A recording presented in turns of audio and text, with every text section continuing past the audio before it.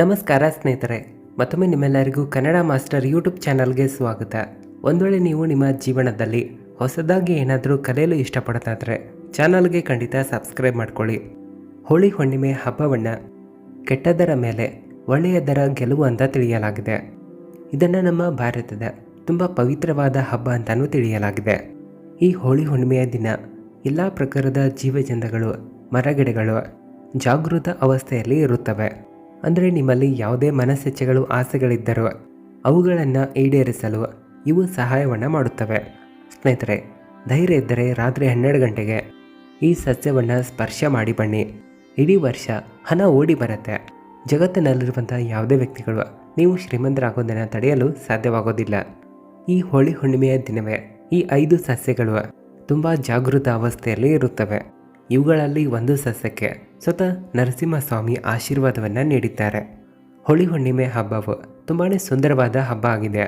ಈ ದಿನ ಸಮಾಜದಲ್ಲಿ ಜನರು ಮೇಲು ಕೀಳು, ಶ್ರೀಮಂತ ಬಡವ ಎಲ್ಲ ಮತಭೇದಗಳನ್ನು ಮರೆತು ತುಂಬಾ ಸಂತೋಷದಿಂದ ಈ ಹಬ್ಬದ ಆಚರಣೆ ಮಾಡುತ್ತಾರೆ. ಇದನ್ನು ರೈತರ ಹಬ್ಬ ಅಂತಲೂ ತಿಳಿಯಲಾಗಿದೆ. ಈ ದಿನದಲ್ಲಿ ಗೋಧಿಯ ಫಸಲನ್ನು ಹೋಲಿಕಾ ದೇವಿಗೆ ನೈವೇದ್ಯದ ರೂಪದಲ್ಲಿ ಅರ್ಪಿಸುತ್ತಾರೆ. ಹೋಳಿ ಹುಣ್ಣಿಮೆ ಹಬ್ಬವು ಉತ್ಸಾಹ ಮತ್ತು ಆನಂದದಿಂದ ತುಂಬಿದಂಥ ಹಬ್ಬ ಆಗಿದೆ. ವಿಶೇಷವಾಗಿ ವಿಷ್ಣು ಭಕ್ತರಿಗೆ ಈ ಹಬ್ಬ ತುಂಬಾ ಇಂಪಾರ್ಟೆಂಟ್ ಇದೆ. ಈ ದಿನ ಅವರು ವ್ರತವನ್ನು ಸಹ ಮಾಡ್ತಾರೆ. ಹೋಲಿ ದಹನಕ್ಕಾಗಿ 1 ತಿಂಗಳ ಮುಂಚೆಯಿಂದ ಜನರು ತಯಾರಿ ನಡೆಸಿರ್ತಾರೆ. ಹೊಸ ಬಟ್ಟೆಗಳನ್ನು ಖರೀದಿ ಮಾಡಿ ಇಟ್ಟಿರ್ತಾರೆ. ಉಡುಗೊರೆಗಳನ್ನು ಖರೀದಿ ಮಾಡಿ ತಂದಿರ್ತಾರೆ. ಸಾಮೂಹಿಕವಾಗಿ ಜನರು ಕಟ್ಟಿಗೆಗಳನ್ನು, ಸಗಣಿ ಕೂಡುಗಳನ್ನು ಕೂಡಿ ಹಾಕಿ ಇಟ್ಟಿರ್ತಾರೆ. ನೀವು ಸಹ ಕೂಡು ಹಾಕಿ ಇಟ್ಟಿರ್ತೀರಾ ಇಲ್ವಾ ಅನ್ನೋದನ್ನು ಕಮೆಂಟ್ ಬಾಕ್ಸ್ನಲ್ಲಿ ಬರೆದು ತಿಳಿಸಿ. ಸ್ನೇಹಿತರೆ, ಫಾಲ್ಗುಣ ಮಾಸದ ಶುಕ್ಲ ಪಕ್ಷದ ಹುಣ್ಣಿಮೆಯ ದಿನ ಸಾಯಂಕಾಲದಲ್ಲಿ ಭದ್ರಾ ದೋಷ ಇಲ್ಲಾಂದರೆ ಆ ಸಮಯದಲ್ಲಿ ಹೋಲಿಕಾ ದಹನ ನಡೆಯುತ್ತದೆ. ಕೆಲವೆಡೆ ಕಾಮಣ್ಣನನ್ನು ಸುಡುತ್ತಾರೆ. ಹೋಲಿ ದಹನ ಮಾಡುವ ಮುನ್ನ ಕೆಲವು ಸ್ಥಳಗಳಲ್ಲಿ ಹೋಲಿಕಾ ದೇವಿಯ ಪೂಜೆ ಮಾಡ್ತಾರೆ. ಅಗ್ನಿ ಭಗವಂತನಾದ ನಾರಾಯಣರಾಗಿದ್ದಾರೆ. ಅವರಿಗೆ ಆಹುತಿಯನ್ನು ನೀಡಲಾಗುತ್ತದೆ. ಹೋಲಿಕಾ ದಹನದ ಪವಿತ್ರವಾದ ಅಗ್ನಿಯ ಸುತ್ತಲೂ ಜನರೆಲ್ಲ ನೃತ್ಯವನ್ನು ಮಾಡುತ್ತಾರೆ. ಹೋಳಿ ಹುಣ್ಣಿಮೆ ರಾಧಾಕೃಷ್ಣರಿಗೆ ಪ್ರಿಯವಾದ ದಿನವೂ ಆಗಿದೆ. ಹಾಗಾಗಿ ಕೃಷ್ಣನ ಭಕ್ತರು ಈ ದಿನ ಮನೆಯಲ್ಲಿ ಹಲವಾರು ಪ್ರಕಾರದ ವ್ಯಂಜನಗಳನ್ನು ತಯಾರಿಸುತ್ತಾರೆ. ತಮ್ಮ ಮನೆಯ ಕುಲದೇವರಿಗೂ ಕೂಡ ಅರ್ಪಿಸುತ್ತಾರೆ. ಈ ದಿನ ಖಂಡಿತವಾಗಿ ಪೂರ್ವಜರಿಗೆ ನೈವೇದ್ಯವಾಗಿ ಏನನ್ನಾದರೂ ಅರ್ಪಿಸಬೇಕು. ಯಾರು ಅವರಿಗೆ ನೈವೇದ್ಯವನ್ನು ನೀಡೋದಿಲ್ವೋ ಅಂಥವರಿಗೆ ಪಿತೃಶಾಪ ಅಂಟುತ್ತದೆ, ಪಿತರ ದೋಷವೂ ಅಂಟುತ್ತದೆ. ಹಾಗಾಗಿ ಖಂಡಿತ ಹೋಳಿ ಹುಣ್ಣಿಮೆಯ ದಿನ ನಿಮ್ಮ ಪೂರ್ವಜರನ್ನು ನೀವು ನೆನೆಯಬೇಕು. ಖಂಡಿತವಾಗಿ ಏನನ್ನಾದರೂ ಅವರಿಗೆ ಅರ್ಪಿಸಿರಿ. ಹೋಳಿ ಹುಣ್ಣಿಮೆ ಆಚರಿಸುವ ಮುನ್ನ ಸಾಯಂಕಾಲ ಹೋಳಿ ದಹನ ನಡೆಯುತ್ತದೆ. ಇದರ ಹಿಂದೆ ಒಂದು ಪ್ರಾಚೀನ ಕಥೆಯೂ ಇದೆ. ಇಲ್ಲಿ ದಿತಿಪುತ್ರರಾದ ಹಿರಣ್ಯಕಶಿಪು ಭಗವಂತನಾದ ವಿಷ್ಣುವಿನ ಮೇಲೆ ದೊಡ್ಡದಾಗಿರುವ ಶತ್ರುತ್ವವನ್ನು ಹೊಂದಿದ್ದರು. ಇವರು ತಮ್ಮ ಶಕ್ತಿಯ ಅಹಂಕಾರದಲ್ಲಿ ಬಂದು ಸ್ವತಃ ತನ್ನನ್ನೇ ತಾನು ಈಶ್ವರ ಅಂತ ಹೇಳಿಕೊಳ್ಳಲು ಶುರು ಮಾಡಿದ್ದರು. ಇಲ್ಲಿ ಕೇವಲ ಇವರ ಪೂಜೆಯನ್ನು ಜನರು ಮಾಡಬೇಕಂತ ರಾಜ್ಯದಲ್ಲಿ ಘೋಷಣೆ ಕೂಡ ಹೊರಡಿಸಿದ್ದರು. ಎಲ್ಲ ದೇವತೆಗಳಿಗೆ ಯಜ್ಞಗಳು, ಹೋಮಗಳು ನಡೆಯದಂತೆ ಇವರು ಮಾಡಿರ್ತಾರೆ. ಸಂತ ಪುರುಷರಿಗೆ, ಋಷಿಮುನಿಗಳಿಗೆ ಈತ ತೊಂದರೆ ಕೂಡ ಮಾಡಲು ಶುರು ಮಾಡಿರ್ತಾನೆ. ರಾಜ ಹಿರಣ್ಯಕಶಿಪು ಅವರ ಪುತ್ರನಾದ ಪ್ರಹ್ಲಾದನು ಭಗವಂತನಾದ ವಿಷ್ಣು ಅವರ ಪರಂಭಕ್ತನಾಗಿದ್ದನು. ತಂದೆ ಸಾವಿರಾರು ಮಾತುಗಳನ್ನು ಹೇಳಿದ ನಂತರವೂ ಮಗನಾದ ಭಕ್ತ ಪ್ರಹ್ಲಾದನು ಯಾವತ್ತಿಗೂ ಭಗವಂತನಾದ ವಿಷ್ಣುವಿನ ಭಕ್ತಿಯಲ್ಲಿ ಲೀನರಾಗುತ್ತಿದ್ದ. ಹಿರಣ್ಯಕಶಿಪು ತನ್ನ ಮಗನನ್ನು ಕೊಲ್ಲಲು ಹಲವಾರು ಪ್ರಯತ್ನಗಳನ್ನು ಮಾಡಿದನು. ಆದರೆ ಭಕ್ತ ಪ್ರಹ್ಲಾದನನ್ನು ಸ್ವತಃ ಭಗವಂತನಾದ ವಿಷ್ಣುವೇ ರಕ್ಷಣೆ ಮಾಡುತ್ತಿದ್ದರು. ಈ ಅಸುರ ರಾಜನ ತಂಗಿಗೆ ಭಗವಂತನಾದ ಶಿವನು ಒಂದು ಯಾವ ರೀತಿಯಾದ ಬಟ್ಟೆಯನ್ನು ಕೊಟ್ಟಿದ್ದಾರೆಂದರೆ ಅದನ್ನು ಧರಿಸಿದಾಗ ಅಗ್ನಿಯು ಆಕೆಯನ್ನು ಸುಡುತ್ತಿರಲಿಲ್ಲ. ಆ ದೇವಿಯ ಹೆಸರು ಹೋಲಿಕಾ ದೇವಿ ಆಗಿತ್ತು. ಹೋಲಿಕಾ ದೇವಿಯು ಒಂದು ದಿನ ಆ ಬಟ್ಟೆಯನ್ನು ತನ್ನ ಮೇಲೆ ಹಾಕಿಕೊಂಡು ಭಕ್ತ ಪ್ರಹ್ಲಾದನನ್ನು ತನ್ನ ಮಡಿಲಲ್ಲಿ ಕೂರಿಸಿಕೊಂಡು ಬೆಂಕಿಯ ಚಿತೆಯ ಮೇಲೆ ಕುಳಿತುಕೊಳ್ಳುತ್ತಾಳೆ.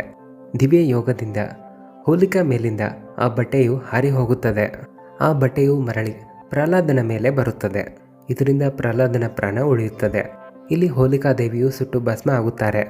ಹಾಗಾಗಿ ಹೋಳಿ ಹುಣ್ಣಿಮೆಯ ದಿನವೇ ಹೋಲಿಕಾ ಎಂಬ ಕೆಟ್ಟ ಭಾವನೆಯನ್ನು ಸುಟ್ಟು ಭಗವಂತನ ಮೂಲಕ ಭಕ್ತ ಪ್ರಹ್ಲಾದನನ್ನು ರಕ್ಷಣೆ ಮಾಡಿದಂಥ ಹಬ್ಬವನ್ನು ಆಚರಿಸಲಾಗುತ್ತದೆ. ಸ್ನೇಹಿತರೆ, ಈ ವಿಡಿಯೋದಲ್ಲಿ ಹೋಳಿ ಹುಣ್ಣಿಮೆ ದಿನ ರಾತ್ರಿಯಲ್ಲಿ ನೀವು ಯಾವ ರೀತಿಯಾದ ಸಸ್ಯಗಳನ್ನು ಸ್ಪರ್ಶ ಮಾಡಿ ಬರಬೇಕಂತ ತಿಳಿಸ್ತೀನಿ. ಈ ಗಿಡಗಳಿಗೆ ಸ್ವತಃ ನರಸಿಂಹಸ್ವಾಮಿಯು ಆಶೀರ್ವಾದವನ್ನು ಕೊಟ್ಟಿದ್ದಾರೆ. ಯಾವ ಆಶೀರ್ವಾದ ನೀಡಿದ್ದರು ಅಂತ ಒಂದು ಚಿಕ್ಕ ಘಟನೆಯ ಅಥವಾ ಕಥೆಯ ಮೂಲಕ ತಿಳಿಸ್ಕೊಡ್ತೀವಿ.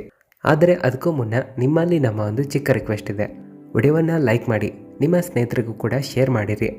ಇಲ್ಲಿಯ ತನಕ ಚಾನಲ್ಗೆ ಸಬ್ಸ್ಕ್ರೈಬ್ ಮಾಡ್ಕೊಂಡಿಲ್ಲ ಅಂದರೆ ಈಗಲೇ ಚಾನಲ್ಗೆ ಉಚಿತವಾಗಿ ಸಬ್ಸ್ಕ್ರೈಬ್ ಮಾಡಿಕೊಂಡು ನೋಟಿಫಿಕೇಷನ್ ಆನ್ ಮಾಡಿ ಇಟ್ಕೊಳ್ಳಿ.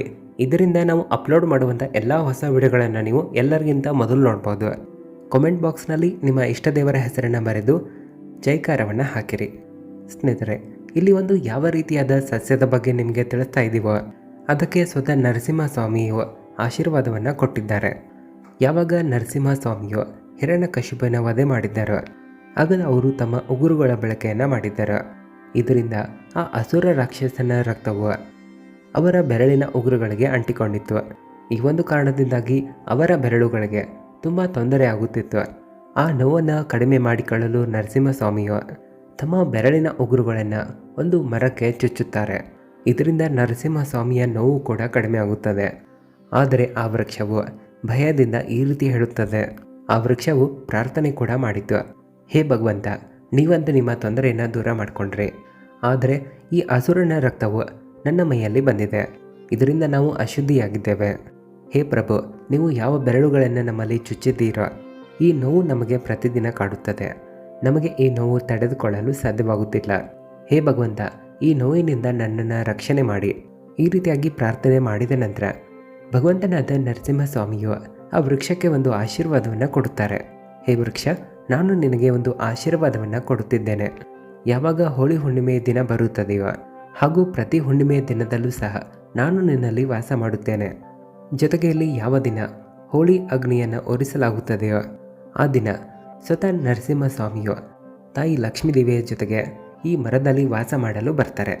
ಒಂದು ನಂಬಿಕೆಯ ಅನುಸಾರವಾಗಿ ಹೋಳಿ ಹುಣ್ಣಿಮೆಯ ದಿನ ಈ ವೃಕ್ಷದ ಬಳಿ ಹೋಗಿ ಒಳ್ಳೆಯ ಮನಸ್ಸಿನಿಂದ ನೀವು ಬೇಡಿಕೊಂಡ್ರೆ ಇದು ನಿಮ್ಮ ಎಲ್ಲ ಪ್ರಕಾರದ ಪಾಪಗಳನ್ನು, ದೋಷಗಳನ್ನು, ಕಷ್ಟಗಳನ್ನು ದೂರ ಮಾಡುತ್ತದೆ. ಆದರೆ ಈ ವೃಕ್ಷವನ್ನು ಸ್ಪರ್ಶಿಸಲು ಕೆಲವು ಚಿಕ್ಕ ನಿಯಮಗಳಿವೆ. ಇವುಗಳನ್ನು ಪಾಲಿಸುವುದು ತುಂಬಾ ಇಂಪಾರ್ಟೆಂಟ್ ಇದೆ. ಆನಂತರ ಇದರ 100 ಪಟ್ಟು ಲಾಭ ಖಂಡಿತವಾಗಿ ನಿಮಗೆ ಸಿಗುತ್ತದೆ. ಈ ವೃಕ್ಷವನ್ನು ಸ್ಪರ್ಶ ಮಾಡಿ ಬೇಡಿಕೊಳ್ಳುವ ಮುನ್ನ ನಿಮ್ಮ ಮನೆಯಿಂದ ಒಂದು ತೆಂಗಿನಕಾಯಿಯನ್ನು ತರಬೇಕು. ಜೊತೆಗೆ ಸ್ವಲ್ಪ ಸಕ್ಕರೆ ಅಥವಾ ಬೆಲ್ಲ ಇದ್ದರೆ ಉತ್ತಮ, ಅವುಗಳನ್ನು ಜೊತೆಯಲ್ಲಿ ತೆಗೆದುಕೊಂಡು ಹೋಗಿ. ಹಾಗೆ ಒಂದು ಕೆಂಪು ಬಣ್ಣದ ಚಿಕ್ಕ ಬಟ್ಟೆಯನ್ನು ತೆಗೆದುಕೊಳ್ಳಿ. ಈ ತೆಂಗಿನಕಾಯಿಯನ್ನು ಮೊದಲಿಗೆ ಆ ವೃಕ್ಷಕ್ಕೆ ಅರ್ಪಿಸಿರಿ. ನೀವು ತೆಗೆದುಕೊಂಡಿರುವಂಥ ಬೆಲ್ಲದ ತುಂಡು ಅಥವಾ ಸಕ್ಕರೆಯನ್ನು ಅಲ್ಲಿರುವಂಥ ಯಾವುದಾದ್ರೂ ಎಲೆಯ ಮೇಲೆ ಇಡಬೇಕು. ಇಲ್ಲಿ ಬೇಕಾದರೆ ಧೂಪ ದೀಪಗಳನ್ನು ಹಚ್ಚಿರಿ. ಆನಂತರ ವೃಕ್ಷದ ಬಳಿ ನಿಮ್ಮ ಕಷ್ಟಗಳ ಬಗ್ಗೆ ಬೇಡಿಕೊಳ್ಳಿರಿ. ಇಲ್ಲಿ ಈ ರೀತಿಯಾಗಿ ಬೇಡಿಕೊಳ್ಳೋದು ಉತ್ತಮ. ಹೇ ವೃಕ್ಷರಾಜ, ನೀವು ನಮ್ಮ ಬಡತನ, ದರಿದ್ರತೆ, ಕಷ್ಟಗಳನ್ನು, ನೋವುಗಳನ್ನೆಲ್ಲ ದೂರ ಮಾಡಿರಿ. ಹೇ ವೃಕ್ಷರಾಜ, ನಿಮ್ಮ ಮೇಲೆ ಇಂದು ವಾಸ ಮಾಡುತ್ತಿರುವಂಥ ತಾಯಿ ಲಕ್ಷ್ಮೀದೇವಿ ನರಸಿಂಹಸ್ವಾಮಿಗೆ ನನ್ನ ನಮಸ್ಕಾರಗಳನ್ನು ಹೇಳುತ್ತಿದ್ದೇನೆ. ದಯವಿಟ್ಟು ಪೂರ್ಣ ರೂಪದಲ್ಲಿ ನಮ್ಮ ಬಡತನ, ದರಿದ್ರತೆ, ಕಷ್ಟಗಳನ್ನು ದೂರ ಮಾಡಿರಿ. ಈ ರೀತಿಯಾಗಿ ನಿಮ್ಮ ಕಷ್ಟಗಳನ್ನು ವೃಕ್ಷದ ಬಳಿ ಬೇಡಿಕೊಂಡ ನಂತರ ಇದರ ಒಂದು ಹಣ್ಣನ್ನು ಕೆಂಪು ಬಣ್ಣದ ಬಟ್ಟೆಯಲ್ಲಿ ಕಟ್ಟಿ ಮರಳಿ ಮನೆಗೆ ತರಬೇಕು.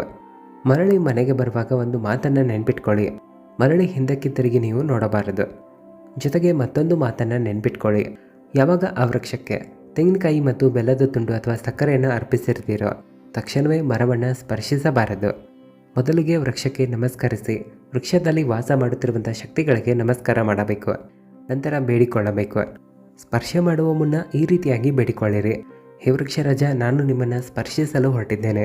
ನನ್ನಲ್ಲಿ ಏನಾದರೂ ದರಿದ್ರತೆ, ಕಷ್ಟಗಳಿದ್ದರೆ, ನಕಾರಾತ್ಮಕ ಶಕ್ತಿಗಳಿದ್ದರೆ ಅವುಗಳನ್ನು ನಾಶ ಮಾಡಿರಿ. ನೀವು ನನಗೆ ಭಗವಂತ ನರಸಿಂಹಸ್ವಾಮಿ, ತಾಯಿ ಲಕ್ಷ್ಮೀದೇವಿಯ ಆಶೀರ್ವಾದ ಸಿಗುವಂತೆ ಮಾಡಿ ಅಂತ ಬೇಡಿಕೊಳ್ಳಬೇಕು. ನನ್ನಲ್ಲಿ ಅದೆಷ್ಟೆಲ್ಲ ಅವಗುಣಗಳಿವೆಯೋ ಅವುಗಳನ್ನೆಲ್ಲ ನಾಶ ಮಾಡಿ ಅಂತ ಬೇಡ್ಕೊಳ್ಬೇಕು. ಯಾಕಂದರೆ ಈ ವೃಕ್ಷಕ್ಕೆ ನರಸಿಂಹಸ್ವಾಮಿಯ ಆಶೀರ್ವಾದ ಸಿಕ್ಕಿದೆ. ಈ ಮರವನ್ನು ಯಾರೆಲ್ಲ ಸ್ಪರ್ಶಿಸುತ್ತಾರೋ ಅವರೆಲ್ಲ ಪಾಪಗಳು ಹೋಳಿ ಹುಣ್ಣಿಮೆಯ ದಿನ ನಷ್ಟ ಆಗುತ್ತವೆ. ಅವುಗಳನ್ನು ಈ ವೃಕ್ಷ ಎಳೆದುಕೊಂಡು ಪುಣ್ಯವನ್ನು ನೀಡುತ್ತದೆ. ಈ ರೀತಿ ಪ್ರಾರ್ಥನೆ ಮಾಡಿದ ನಂತರ ಆ ವೃಕ್ಷವನ್ನು ನೀವು ಸ್ಪರ್ಶಿಸಬೇಕು.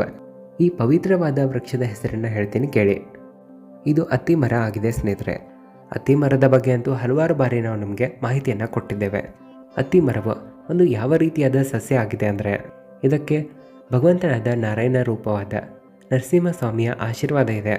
ಮಾಹಿತಿಯ ಅನುಸಾರವಾಗಿ ಹೋಳಿ ಹುಣ್ಣಿಮೆಯ ದಿನವೇ ಅತ್ತಿ ಮರವನ್ನು ಸ್ಪರ್ಶ ಮಾಡಿ ಬಂದರೆ, ಅದರ ಬಳಿ ಪ್ರಾರ್ಥನೆ ಮಾಡಿದ್ರೆ ನಿಮ್ಮೊಳಗಡೆ ಇರುವಂಥ ಎಲ್ಲ ಅವಗುಣಗಳು ನಷ್ಟ ಆಗುತ್ತವೆ. ನಿಮ್ಮೊಳಗಡೆ ಇರುವಂಥ ದರಿದ್ರತೆ ಓಡಿ ಹೋಗುತ್ತದೆ. ನಿಮ್ಮಲ್ಲಿರುವಂಥ ಪಾಪ ನಷ್ಟ ಆಗುತ್ತದೆ. ಹಾಗಾಗಿ ಈ ವೃಕ್ಷವನ್ನು ಕೇವಲ ಸ್ಪರ್ಶ ಮಾಡಿ ಪ್ರಾರ್ಥನೆ ಮಾಡಿ ಬಂದರೂ ಕೂಡ, ಜೊತೆಗೆ ಈ ವೃಕ್ಷದ ಹಣ್ಣನ್ನು ಕೆಂಪು ಬಣ್ಣದ ಬಟ್ಟೆಯಲ್ಲಿ ಕಟ್ಟಿಕೊಂಡು ತರಬೇಕು. ಇದನ್ನು ಯಾವ ಸಮಯದಲ್ಲಿ ಮಾಡಬೇಕಂದ್ರೆ ರಾತ್ರಿ 12 ಗಂಟೆಯ ಸಮಯದಲ್ಲಿ ಆ ಮರದ ಹತ್ತಿರ ಹೋಗಬೇಕು. ಧೈರ್ಯ ಇದ್ದರೆ ಈ ಉಪಾಯವನ್ನು ಒಮ್ಮೆ ಮಾಡಿ ನೋಡಿ. ಜಗತ್ತಿನಲ್ಲಿರುವಂಥ ಯಾವ ಶಕ್ತಿಗೂ ಕೂಡ ನೀವು ಶ್ರೀಮಂತರಾಗೋದನ್ನು ತಡೆಯಲು ಸಾಧ್ಯವಾಗೋದಿಲ್ಲ. ಈ ಹಣ್ಣನ್ನು ತೆಗೆದುಕೊಂಡು ಬಂದ ನಂತರ ಅದನ್ನು ಏನು ಮಾಡಬೇಕಂದ್ರೆ ಯಾರಿಗೂ ಹೇಳದ ಹಾಗೆ 12ವಂಥ ಸ್ಥಾನದಲ್ಲಿ ಅದನ್ನು ಇಟ್ಟುಬಿಡಿ. ಇಲ್ಲಿ ಒಂದು ಮಾತನ್ನು ನೆನ್ಪಿಡಿ, ಯಾವಾಗ ಈ ಉಪಾಯವನ್ನು ಮಾಡಲು ಹೋಗ್ತೀರೋ ಇದನ್ನು ಗುಪ್ತವಾಗಿ ಮಾಡಬೇಕು. ಯಾರಿಗೂ ಸಹ ಹೇಳಿಕೊಂಡು ಮಾಡಬಾರದು. ಯಾಕಂದರೆ ಯಾವುದೇ ಉಪಾಯವನ್ನು ಮಾಡಿದರೂ ಗುಪ್ತವಾಗಿ ಮಾಡಿದಾಗ ಮಾತ್ರ ಲಾಭ ಸಿಗುತ್ತದೆ. ಇಲ್ಲಿಯ ತನಕ ನಿಮ್ಮ ಗಂಡ ಅಥವಾ ಹೆಂಡತಿಗೂ ಕೂಡ ಹೇಳಬಾರದು, ಮಕ್ಕಳಿಗೂ ಸಹ ಹೇಳಬಾರದು. ಎಲ್ಲಕ್ಕಿಂತ ಮುಖ್ಯವಾಗಿ ಇವುಗಳಲ್ಲಿ ನಂಬಿಕೆ ಇರೋದು ಇಂಪಾರ್ಟೆಂಟ್ ಇದೆ.